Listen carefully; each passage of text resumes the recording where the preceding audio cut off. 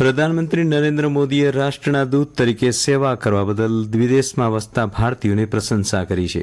આજે ઓડિશાના ભુવનેશ્વરમાં 18મા પ્રવાસી ભારતીય દિવસ સંમેલનનું ઉદ્ઘાટન કરતા શ્રી મોદીએ જણાવ્યું કે તેઓ હંમેશા ભારતીય સમુદાયને ભારતના દૂત તરીકે માને છે.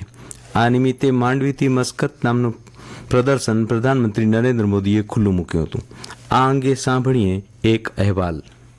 ઓડિશાના ભુવનેશ્વર ખાતે ચાલી રહેલા 18મા પ્રવાસી ભારતીય દિવસ સંમેલનમાં પ્રધાનમંત્રી નરેન્દ્ર મોદીએ વિવિધ 4 પ્રદર્શનોનું ઉદ્ઘાટન કર્યું, જે પૈકીનું એક પ્રદર્શન છે માંડવીથી મસ્કત. આ પ્રદર્શનમાં કચ્છના માંડવીથી મસ્કત ઓમાન સ્થળાંતરિત થયેલા ભારતીય પ્રવાસીઓના ફેલાવા, વિકાસ સહિતના દુર્લભ ડોક્યુમેન્ટ સાથેની ગાથા રજૂ કરાઈ છે.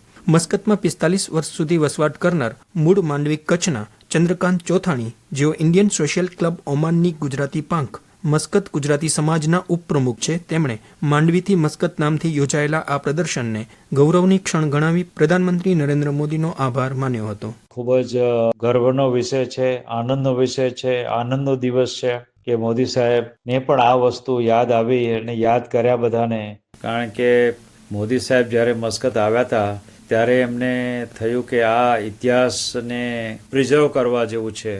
તો માંડવી મસ્કત વિશેની સ્ટોરી બુક લખાણી અને પાર્ટ ઓફ ધેટ બુક અત્યારે આ સ્ટોલમાં પણ મસ્કત અને માંડવીનો ઇતિહાસ બતાવવામાં આવ્યો છે, જેમનો ઉદ્ઘાટન માનનીય શ્રી નરેન્દ્રભાઈ મોદીએ આજે સવારે કર્યું છે પ્રવાસી ભારતીય દિવસે. ખાસ અને મસ્કતથી હાઈ લેવલ ડેલિગેશન આવ્યું છે અને આ બધા જ મહાનુભાવો જે પધાર્યા છે એમની બહુ જ મોટી સેવાઓ છે.